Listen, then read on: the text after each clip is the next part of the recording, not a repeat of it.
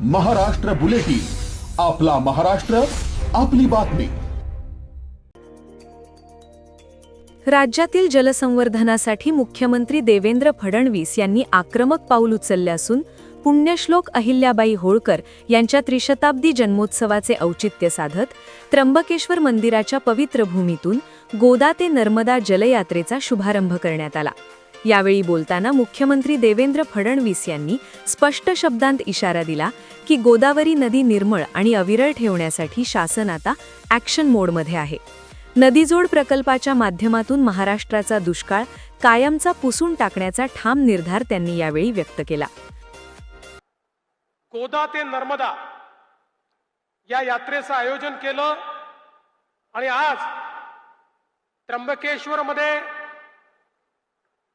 गोदेचं पूजन करून आई गोदावरीला नमन करून आणि त्र्यंबकेश्वरचे राजा त्र्यंबकेश्वर महादेव यांना नतमस्तक होऊन इथनं या यात्रेची सुरुवात होतीये।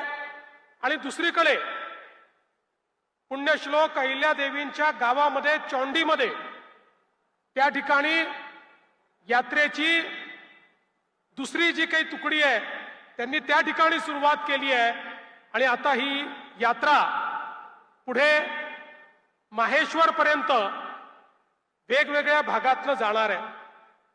खरं म्हणजे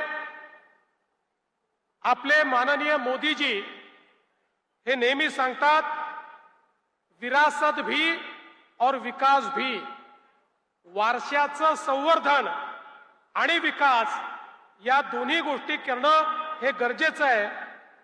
या यात्रेलाही जो काही या ठिकाणी एक प्रकारे दिशा देण्यात आली आहे त्यात अहिल्यादेवींचा विचार, अहिल्यादेवींचा वारसा आणि या विचार आणि वारसाच्या आधारावर पुढच्या काळचा विकास हा आपण कसा करणार आहोत या संदर्भात खरं म्हणजे या यात्रेची रचना करण्यात आली आहे। आपल्या सगळ्यांना माहिती आहे, या देशामध्ये ज्या शासकांचा विचार उत्तम शासक म्हणून केला जातो त्यांच्यामध्ये जसं आपण सर्वात पहिल्यांदा छत्रपती शिवरायांचं नाव घेतो तसंच या देशामध्ये उत्तम शासक म्हणून जर कोणाचं नाव घेता येईल तर त्या पुण्यश्लोक अहिल्यादेवी होळकर होत्या। अतिशय कमी वयामध्ये